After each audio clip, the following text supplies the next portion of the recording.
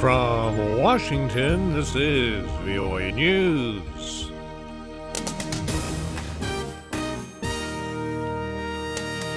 Ukrainian protesters block government buildings. Panel approves new Egyptian draft constitution.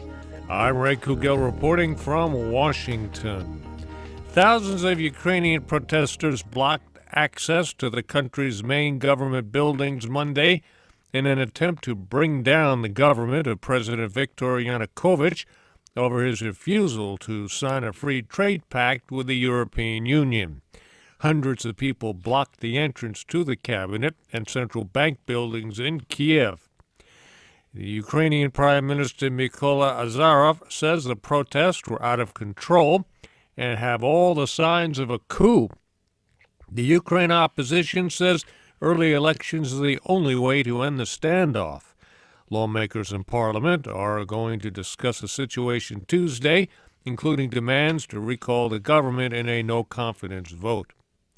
In Thailand, the Prime Minister there says she cannot comply with demands by the anti-government opposition because they are unconstitutional. In a televised news conference Monday, Prime Minister Yingluck Shinawatra confirmed that she met with anti-government protest leader Suthep Thaugsuban. The Prime Minister saying demands that she resign, dissolve Parliament, and turn the government over to an unelected People's Council was not possible under the law. The new United Nations ambassador to the Philippines is hoping an agreement providing for more U.S. troop visits will soon be signed.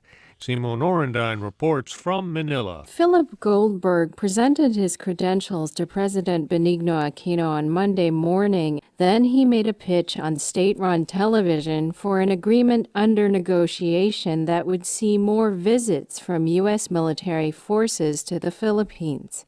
Goldberg says the ongoing typhoon relief operations by American forces are a good example of the kind of assistance that would be boosted by the agreement. The ability to have that a little bit faster and more efficiently will always be of help. The Philippines has reiterated that terms must comply with its constitution, which does not allow permanent basing by outside countries. Simone Orendine, Manila. U.S. Vice President Joe Biden is in Japan for the start of a three-nation Asia tour. The trip to Japan, China, and South Korea is aimed at reaffirming the U.S. as a Pacific power, promoting American economic interests, and showing Washington's commitment to rebalancing its foreign policy in the region. That mission described that way by the White House. The United Nations top human rights official says evidence collected by UN investigators implicates Syria's President Bashar al-Assad, along with members of his inner circle, in crimes against humanity and war crimes. UN Human Rights Chief Navi Pillay says the scale and viciousness of the abuses being perpetrated by both sides is being well documented by an expert group of investigators. Pillay says the lists of suspected criminals will remain sealed until requested by international or national authorities.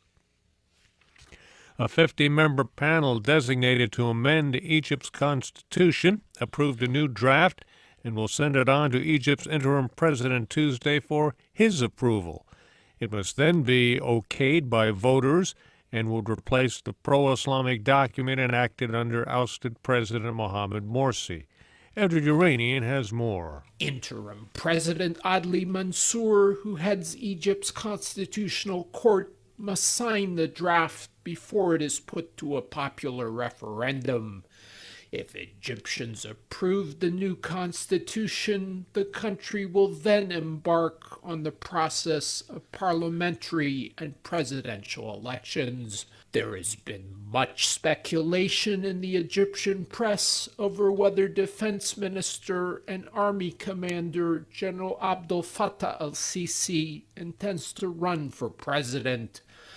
Photos and portraits of a smiling al-Sisi have become a fixture on Cairo streets in recent months.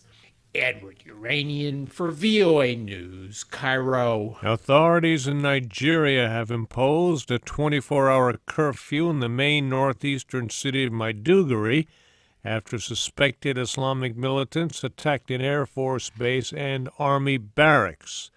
Residents in Maiduguri say hundreds of suspected Boko Haram militants besieged the installations on Monday.